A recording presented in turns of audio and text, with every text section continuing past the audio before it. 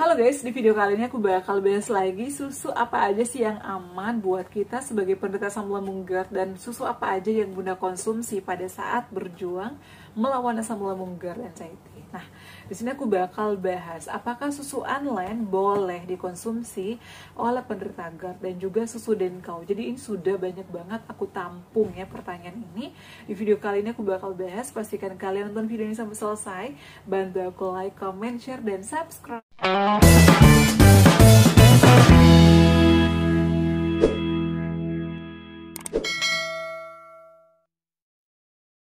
Assalamualaikum warahmatullahi wabarakatuh. Halo semuanya, selamat datang kembali di channel aku Adeva dan Bunda. Apa kabar nih? Semoga semuanya sehat selalu ya. Nah, di video kali ini aku bakal bahas lagi ya terkait susu ya. Tapi sebelum lanjut, aku boleh dong ya minta like-nya, subscribe-nya, comment, share juga ya. Nah, di sini aku bakal bahas susu ya. Susu apa aja sih yang aman buat kita? Sebenarnya aku udah rangkum ya, atau aku udah buat semua video-video itu, tapi mungkin karena udah lama jadi banyak banget yang bertanya. Jadi saran aku, kalian boleh nonton ya, scroll video-video aku yang lama karena di situ udah aku bahas ya. Di sini aku bakal bahas terkait susu yang aman buat kita penderita asam lambung GERD anxiety, dan saat ini apakah Bunda sudah boleh minum susu apa aja. Nah, kemarin itu ada yang nanya, Bun, emang penderita asam lambung GERD boleh minum susu Denko? Apakah penderita asam lambung GERD anxiety boleh minum susu Unland? Nah, di sini aku udah punya susunya, susu Unland, dan juga aku sudah punya susu SR. Kemudian susu yang lainnya seperti susu Denkau, ini aku hanya punya susu Denko 1 plus ya. Ada sih di bawah ya. Jadi aku tuh menyetok beberapa susu yang aman buat aku. Jadi untuk kita dan kalian yang masih berjuang saat ini harus hati-hati memilih asupan atau susu. Karena susu ini kan dikenal memiliki lemak yang tinggi ya. Apalagi kalau misalnya susu sapi ya. Kira-kira kita boleh nggak sih konsumsi susu sapi, susu UHT, susu misalnya Ultra Milk, Indomilk yang dijual bebas, susu kotak? Kira-kira boleh nggak sih? Dan pengalaman aku saat itu ya, jujur, aku kurang lebih 2 tahun itu aku nggak pernah konsumsi yang namanya susu kotak, Milo, kemudian susu-susu yang dijual ya, kayak susu Bendera misalnya. Aku tuh takut banget. Karena kata dokter aku, susu itu cepat memancing atau menimbulkan naiknya asam lambung. Apalagi kalau misalnya perut kita kosong. Makanya aku memilih beberapa susu. Dan susu apa aja sih yang aku konsumsi pada saat itu? Jadi yang aku konsumsi adalah susu SR Gomilku. Ini adalah susu kambing. Ini menyehatkan lambung, justru bagus.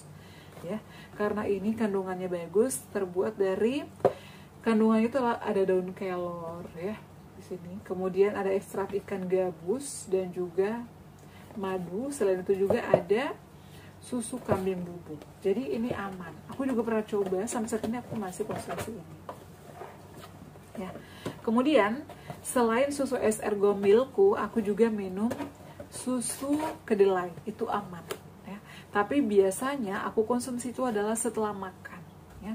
Setelah makan biasanya 2 atau 3 jam. Jadi perut aku tuh udah nggak begah, udah nggak kekenyangan, dan juga udah belum lapar-lapar banget. Jadi aku tuh konsumsinya setelah makan, kadang 2 sampai 3 jam ya setelah makan.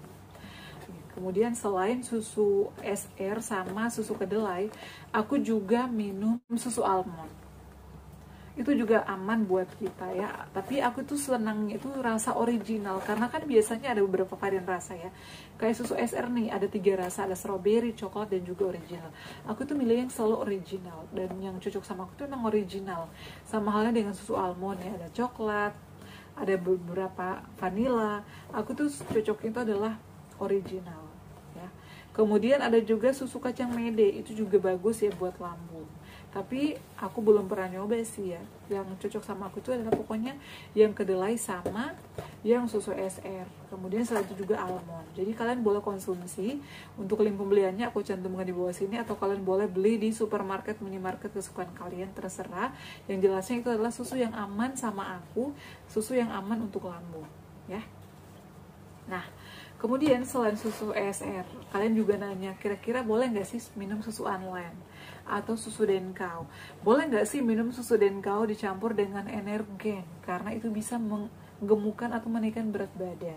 Jujur ya, sebelum aku kena GERD itu aku konsumsinya adalah susu Denkau dan juga Energen. Itu aku konsumsinya setiap malam, itu bisa menambah berat badan aku. 10 hari aku konsumsi aja udah meluber kemana-mana pipi aku. Itu cocok. Itu sebelum aku kena GERD. Tapi setelah kena GERD, aku menghentikan sementara minum susu Denkau dan juga dicampur Energen. Jadi untuk susu Denkau ini, kalau misalnya kalian yang masih banyak sensasi, kalau bisa jangan dulu, ganti dulu dengan susu ini ya, SR Gomilku, karena mengandung lemak. Jadi kalau misalnya kita nih penderita asam lambung, kalau lihat susu itu dilihat dulu dari lemak totalnya, terbuat dari susu apa nih, biasanya sih aku kayak gitu ya. Kemudian susu Anlen, jujur pada saat aku pemulihan ya, aku ada program dengan Anlen Indonesia, aku minum susu Anlen, tapi hanya sekali sehari, itu pun jarang dan setelah makan. Nggak ada masalah sih ya, kalau kalian mau nyobain susu Anlen, aman gak sih bun? Ya menurut aku sih bagus ya, karena ini juga bagus untuk tulang. Jadi kalau misalnya kita yang sering kebas, karena susu Anlen ini dikenal memiliki kandungan kalsium yang cukup tinggi. Jadi kalsiumnya itu adalah 50% ya, atau 550 mg. Jadi menurut aku sih nggak ada masalah kalau kita penderita asam lambung GERD mau minum susu Anlen. Tapi sama kan ya, tapi caranya itu diperhatikan. Ya jangan keseringan. Biasanya sih aku 3 kali seminggu ya pada saat itu, karena aku tuh rajin olahraga ya bersama Anlen Indonesia, makanya aku juga konsumsi Anlen dan juga olahraga setiap hari, terutama treadmill, kemudian jalan. Biasanya sehari itu aku sampai 2000, pernah aku 10.000 langkah dalam sehari. Itu sih bisa membuang gas-gas yang ada dalam perut kita, karena aku tuh dulu sering ngap. Jadi itu adalah susu-susu yang aku konsumsi. Aku juga pernah konsumsi susu A2 ya, kin, apa sih, susu kin. Aku juga pernah itu sih juga aman karena itu terbuat dari susu steril, meskipun dia lemaknya lumayan ya, atau ada kandungan lemaknya, tapi aku pernah konsumsi itu, alhamdulillah sih nggak ada sensasi. Mungkin karena aku hanya sekali-sekali aja. Kalau kalian mau nyobain ya, setiap susu ataupun makanan-makanan aku, kalian boleh contoh di rumah, tapi jangan berlebihan. Cobanya itu sedikit dulu ya, kayak susu Anlen misalnya. Buat dulu 1 sendok ya, 1 sendok kan ada takarannya di sini ya. Buat dulu sedikit, kalau udah diminum nih gak ada sensasi, berarti cocok. Tapi jangan keseringan juga, apalagi kalau misalnya masih suka melilit, masih suka begah, atau masih suka perut kembung sendawa-sendawa, karena itu rentan banget ya, cepat banget naiknya asam lambung. Sama halnya dengan sayur-sayuran, makanan-makanan yang lainnya, kalian coba sedikit-sedikit dulu, jangan langsung brak gitu. Nanti bakal kaget lambung kalian yang tadinya kan makannya dipantang banget. Terutama ini yang udah membaik, yang udah sembuh, jangan langsung brak ya, langsung sekaligus dicobain. Jadi itu adalah susu yang aku konsumsi pada saat itu ya. Yang pertama itu adalah susu kedelai ya, susu almond, susu SR, dan juga bisa mengkonsumsi susu kacang mede, itu juga bagus ya. Oke teman-teman, jadi aku tuh share sesuai pengalaman aku. Kalau misalnya aku udah nyoba, aku langsung share ke kalian. Kalau aku belum nyoba, aku nggak bakal berbagi atau nggak bakal share ke kalian. Kalau kalian mau nyobain, boleh dicobain, tapi sedikit demi sedikit dulu ya. Jangan berlebihan, karena kalau asam lambung udah sembuh itu gampang kambuhnya.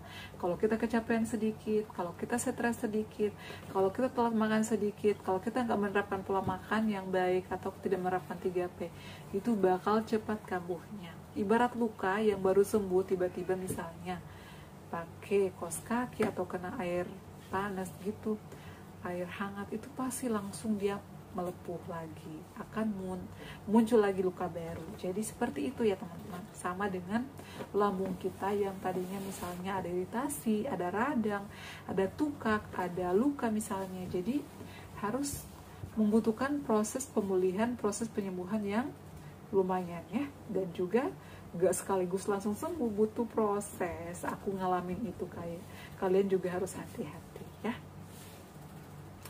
Oke teman-teman, cukup sekian ya video kali ini.